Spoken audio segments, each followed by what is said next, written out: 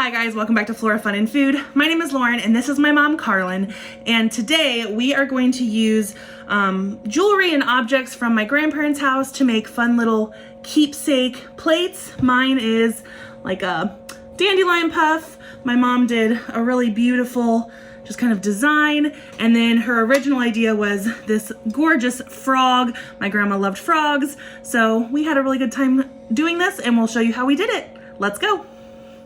Show you the frog first. My mom made this using old jewelry, watches, locks, keys, hardware from a jewelry box, kind of whatever she could find. So that's what we're going through here. We're just kind of going through what she found that was just kind of honestly junk, like broken watches, old keys and locks, costume jewelry, curler pins from probably like the 50s, just a bunch of stuff that we really didn't want to get rid of but didn't really have a use for. So we started looking through and picking out objects that we liked and started thinking about a design. So my mom here is starting to make kind of a flower, but she changes her mind here in a little bit. I am trying to come up with my dandelion puffball design.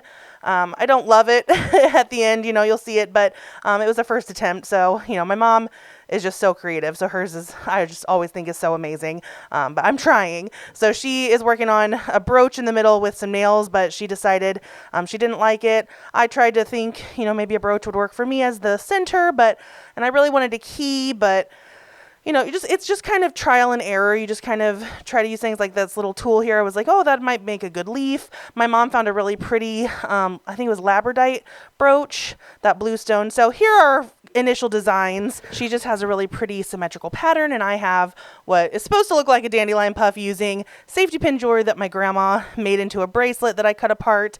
My mom used different hardware like drawer pulls and keys and picture hanging brackets, just whatever you can find, you can use. So I was really excited for these. She has gears from watches here. She's got anything and everything that we could just, piece together. She saves it because you never know what you can use it for. With the curler pins, you can even take them apart and then you have more pieces. So honestly, found object art can be whatever you have available. Here she found some pretty tacks, and so she's cutting the pointy part off of the tack so she can have a more flat kind of button looking thing. Oh, we had a bag of my grandma's buttons. So whatever you can find, use it. It's super fun. It's therapeutic. It's special and sentimental. So we had a really good time doing it. We just sat and chatted, and it's a good thing to kind of do with friends and family, and you get a little something out of it. So let her explain how to mix the Apoxie Sculpt here in just a second. She bought this off Amazon. I can link it down below, but that's what we use to kind of cement our work. Okay, so you use part A and part B, equal parts of each, and you mix it together for 2 minutes. Then you let it sit for 5 minutes before you start using it. And then you can use it for 1 to 3 hours, but it says that it's best like in the first 30 minutes. And then it dries hard as a rock once it sets over 24 hours, and you really can't get it off of anything. It's permanent. You can kind of see it behind all this here. You can also mix color in it if you want to make it a different color. This happens to be white. It's kind of an off-white. And don't get your tools. Don't put your tools in here and then there, because it'll make everything start reacting and solidify. This is epoxy basically, so.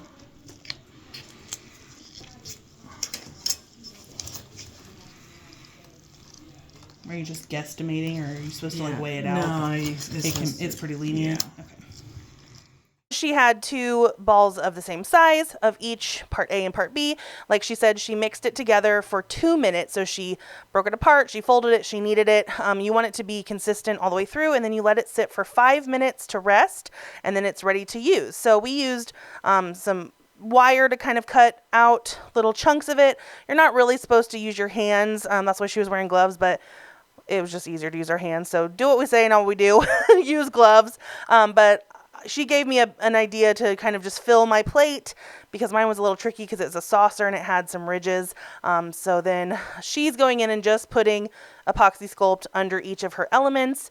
I am kind of making a base to cement everything into first, and then I'm going to cut away the excess afterwards. So it's kind of up to you how you do it. This stuff is pretty good for about 30 minutes, and then it starts to harden and dry, gets a little more sticky. So within the first 30 minutes it's still very malleable. After that, it might be a little trickier to scrape off. So I am scraping off here, as you can see.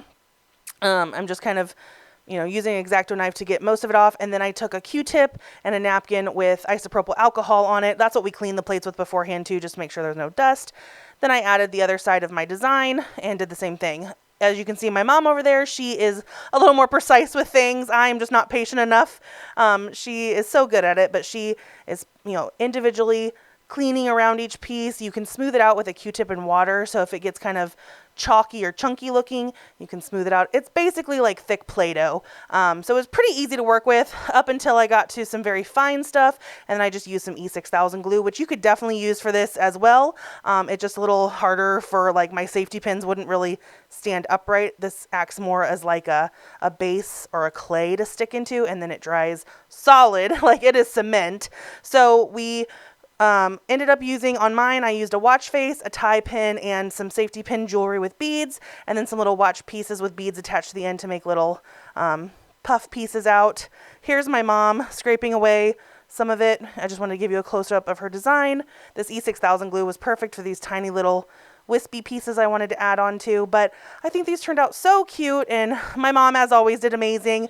All right, guys, we are done with our found object art / keepsake plates. We used, you know, jewelry and keys and hardware and stuff from my grandparents' house to make fun little keepsakes. So I hope you guys enjoyed this video. If you did, please give it a thumbs up and head over to my channel to subscribe for more content like this. And I hope to see you again very soon. Thanks, guys. Bye.